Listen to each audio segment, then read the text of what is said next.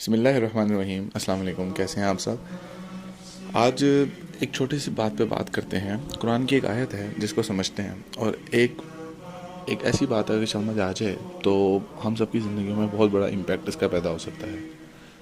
کہ اگر آپ سورہ بقرہ کی آیت نمبر 185 دیکھیں تو اللہ تعالیٰ اس میں فرماتا ہے، اس کے پہلے حصے میں، شہر رمضان الذی انزل فیہ القرآن، کہ قرآن کو ہم نے رمضان کے مہینے میں نازل کیا، ہدی للناس وبینات من الہدی والفرقان۔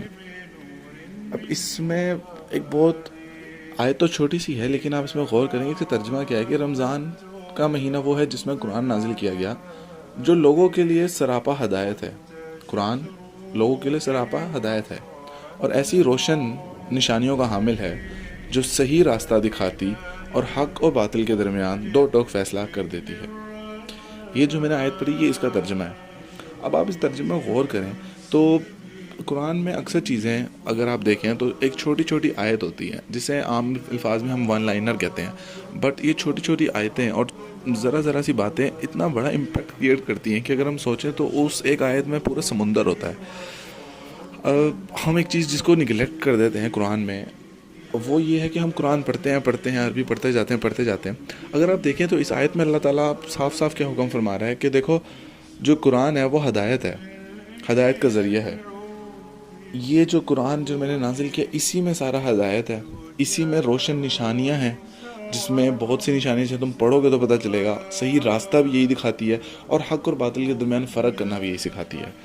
تو اس کا مطلب وہ جب کہیں کچھ کیا صحیح ہے کیا غلط ہے فیصلہ کرنا ہے تو قرآن کو دیکھنا پڑے گا۔ صحیح راستہ کون سا ہے، قرآن کو دیکھنا پڑے گا۔ ہدایت لینی ہے تو قرآن کو پڑھنا پڑے گا۔ روشن نشانیاں دیکھنی ہیں، مثالیں سمجھنی ہیں، اور اس زندگی کو، مقصد کو، ہر چیز کو سمجھنا ہے تو قرآن پڑھنا پڑے گا۔ اب پڑھنے سے مراد کیا ہے؟ شاید ہم سب 50 سال 60 سال لوگوں کی عمر ہو جاتی ہے قرآن پڑھ کے، اتنے قرآن پڑھ لیتے ہیں، لیکن اصل حکم کیا ہے کہ اس سے ہدایت لینی۔ تو جب ہم جو سب کانٹیننٹ والے لوگ ہیں جنہیں عربی نہیں آتی، جب بیسک پرائمری لینگویج جن کی عربی نہیں ہے، تو کیسے وہ ہدایت لے سکتے ہیں؟ یہ بات سوچنے والی ہے، اور ہم سب کو سوچنی چاہیے کہ کیسے وہ ہدایت لے سکیں گے۔ جب عربی سمجھ نہیں آئے گی تو کیسے آپ حق اور باطل میں فرق کرو گے؟ کیسے پڑھو گے تو پتہ چلے گا کہ ہدایت کا راستہ کیا، حق اور باطل میں فرق کیسے ہے؟ روشن مثالیں ہیں، ان میں فرق کیسے کیا جائے، ان کو سمجھا کیسے جائے؟ کون سے واقعات ہیں نبیوں کے جن کو سمجھ کے ہم ان سے صبر کی، شکر کی، اور اللہ پہ یقین کی، اللہ کی دوستی کی، سب کی مثالوں کو سمجھ کر ہم ان پہ یقین رکھ کریں؟ وہ کیسے ہوگا؟ صرف تبھی ہوگا جب ہم قرآن کو سمجھیں گے، قرآن کو پورے اس کے ڈیٹیل میں۔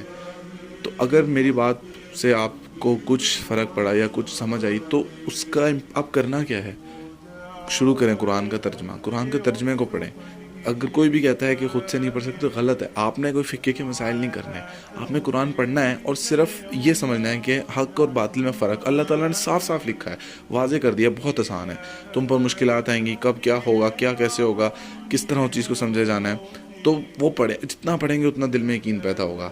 اللہ کتنا قریب ہے، اللہ نے کہاں فرمایا کہ میں تو بہت ہی قریب ہوں، میں تو ادھر ہوں، تو مجھے پکارو تو صحیح،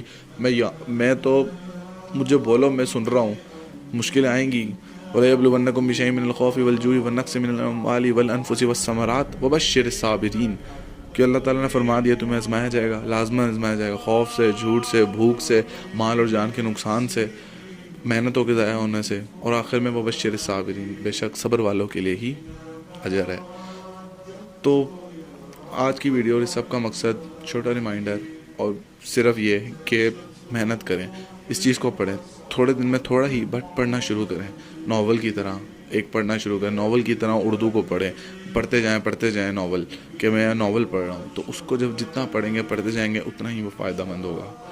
امید ہے کہ یہ بات سمجھ آئی ہوگی، اور مجھے امید ہے کہ اس سے کوئی امپیکٹ کریٹ ہوگا، اور اگر آپ کو میری بات اچھی لگی لازمی شیئر کریں، اور کمنٹس میں مجھے ضرور بتائیے گا کہ ایک نئی چیز ہے، اس طرح میں چاہ رہا ہوں یہ چیز ٹرائی کریں، اس میں کم ہے اور زیادہ ویڈیوز بن سکتی ہیں، تو اس کے بارے میں جو ایک نیا فارمیٹ ہے یہ، اس پہ بھی اپنی رائے کا اظہار ضرور کریں، اور لازمی شیئر کریں اگر اچھی لگی یہ بات۔